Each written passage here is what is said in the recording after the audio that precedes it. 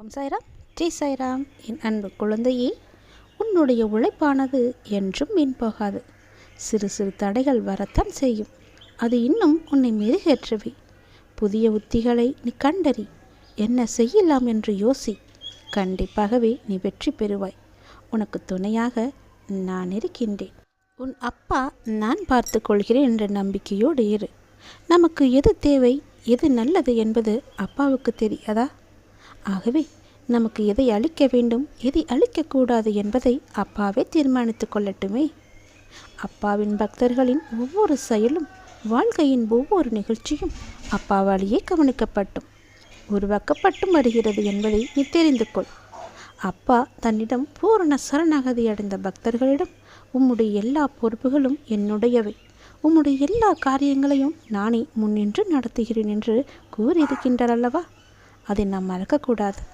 பிரார்த்தனை என்பது நாம் செய்து கொண்டே இருக்க வேண்டியது. அந்த பிரார்த்தனை நிறைவேற்றும் பொறுப்பு அப்பாவுடையது. பிரார்த்தனை என்பது நல்லது, அது பக்தியை அதிகரிக்கச் செய்யும். ஆனால் நடந்த சம்பவங்களை எடுத்துக்கொண்டால், உன்னுடைய தன் பக்தனுக்கு எது நன்மையோ அதை மட்டுமே அப்பா அளித்துள்ளார். பிரார்த்தனைகளை விடுத்து அப்பாவிடம் பூரண சரணாகதி அடையுங்கள். மற்றவற்றை அப்பாவை பார்த்து கொள்வார். தர்மம் என்பது எண்ணம், சொல், செயல் எல்லாமே அறத்தின் வழியிருத்தல் வேண்டும். அதாவது சரியான செயல்களை செய்வது, சரியான பாதையில் நடப்பது. அவ்வாறு விதித்தன எல்லாமே நல்லதாகவே இருக்கும். விளக்கியனவற்றையெல்லாம் தவிர்த்து விடுங்கள். அது தர்மமாகும். நமது உன்னத தர்மத்தின்படி வாழ்க்கையை நடத்துபவன் ஒருபோதும் தோல்வியை தழுவ மாட்டான். அவனுக்கு கடவுளின் அனுகிரகம் எப்போதுமே இருக்கும். உனக்கு உன் அப்பாவின் அனுகிரகம் வேண்டுமென்றால் நான் சொல்வதை எல்லாமே செய். நிச்சயம் உன் வாழ்க்கை நல்லபடியாகவே இருக்கும். உன்னுடைய வாழ்க்கையில் சில சூழ்நிலைகளை ஏற்றுக்கொள்ள முடியாத போது உனக்கு கவலை ஏற்படுகிறது. அதனை நீ ஏற்றுக்கொண்டால் தீர்வு காண முடியும். அந்த சூழ்நிலையையும் எதிராக நினைக்காமல் அதனை எதிர்கொண்டு சவால்களை வென்று சமாளிக்க நீ முயற்சி செய். நம்பிக்கையோடு செயல்படு.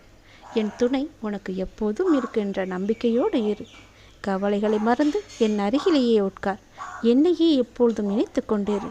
என் மீதே உன்னுடைய மனதை முழுவதையாக வை. நடப்பது அனைத்தும் ஒருமித்த மனத்துடன் அமைதியாக பார்த்து கொண்டிரு. அந்த வானமே விழுந்து உன் மீது விழுந்தாலும் அச்சப்படாதே. உன்னை காப்பாற்றப் போவது நான். நிச்சயம் உன்னை காப்பாற்றுவேன் என்ற நம்பிக்கையோடு என்னுடைய நாமத்தை கோரு. நான் இருக்கும்போது உனக்கு எதற்கு கவலை? நான் பார்த்து கொள்கிறேன். கவலைகளை மறந்து என்னுடைய நாமத்தை நீ ஜபித்து கொண்டே இரு எப்போதுமே.